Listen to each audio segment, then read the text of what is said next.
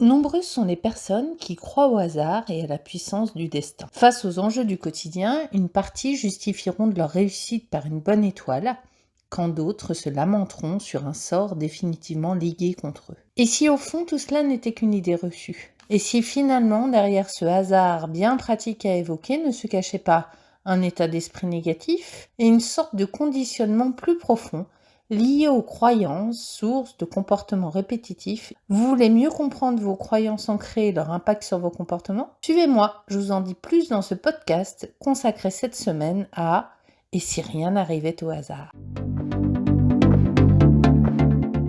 Bonjour, je suis Nathalie Crombec-Corabeuf, coach et formatrice certifiée, fondatrice de la société Ataline, le coaching mieux-être qui vous aide à vous sentir plus aligné au quotidien.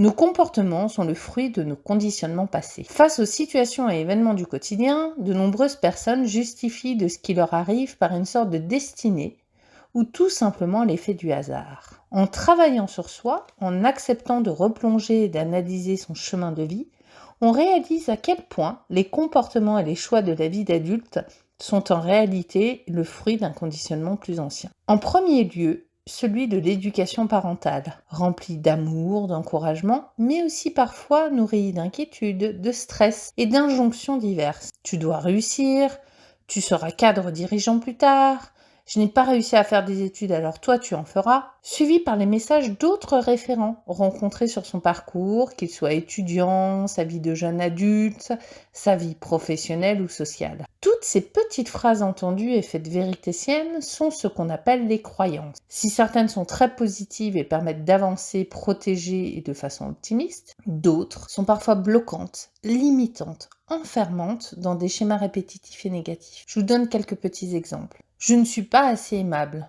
Donc, je me conditionne et je rate toutes mes relations amoureuses. Dans la vie, il faut travailler pour gagner sa vie et c'est tout. Donc finalement, je travaille dans un secteur qui ne me convient pas bien, mais peu importe, je poursuis. Le travail ne rime pas de toute façon avec plaisir. Enfin, je ne suis pas très douée pour apprendre et faire des études supérieures, contrairement à mes frères et mes sœurs. Donc personnellement, je m'auto-limite dans mes apprentissages et j'ai tendance à me braquer dès qu'on me parle du mot études.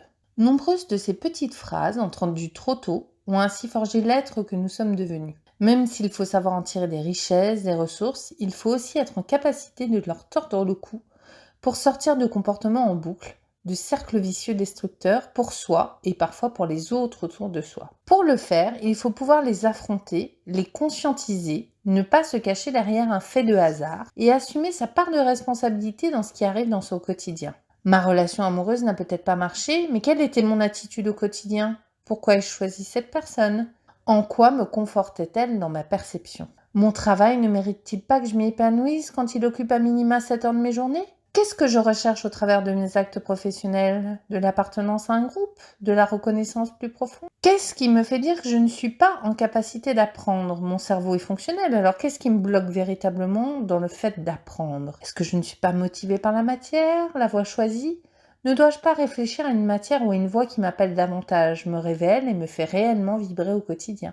Autant de questions propres à chacun et qui doivent s'adapter au contexte, au chemin de vie spécifiquement vécu, pour mieux éclairer qui l'on est au fond de soi et mieux comprendre ses comportements au quotidien, notamment quand ils sont négatifs pour soi-même. Comment faire face alors et communiquer avec son subconscient? La prise de conscience de ses croyances n'est pas un travail aisé, elle demande un accompagnement bienveillant pour mieux y faire face. Parfois, les prises de conscience face à la réalisation et les sources de ces comportements ne suffisent pas à les modifier de façon tangible, même si la bonne volonté est là. En cela, le coaching de vie, qui aide en amont à mieux se connaître au travers de la compréhension de son passé, est riche et fort de sens. En réalité, c'est notre fameux subconscient, siège de notre mémoire stockée et puissant commandant de bord, qui nous fait avoir des comportements récurrents, répétitifs par rapport à ce que nous avons vu, entendu, vécu de façon marquante. Alors, comment intervenir?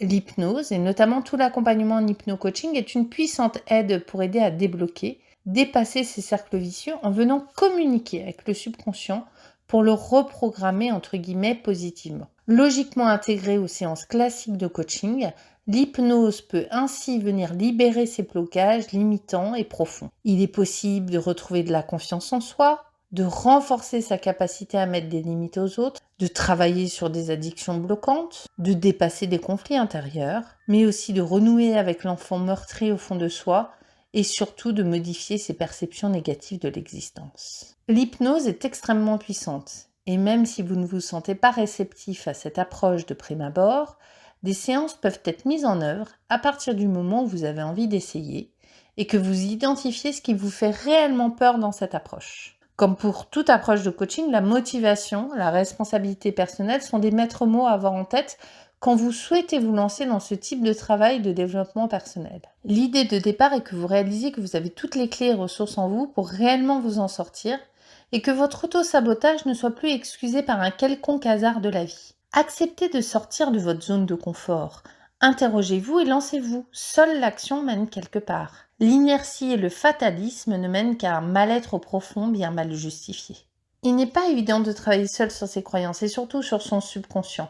Besoin d'aide pour vous accompagner à aller plus loin? Je suis là pour vous et surtout n'hésitez pas à me poser toutes vos questions. Je vous retrouve la semaine prochaine avec un nouveau contenu à découvrir.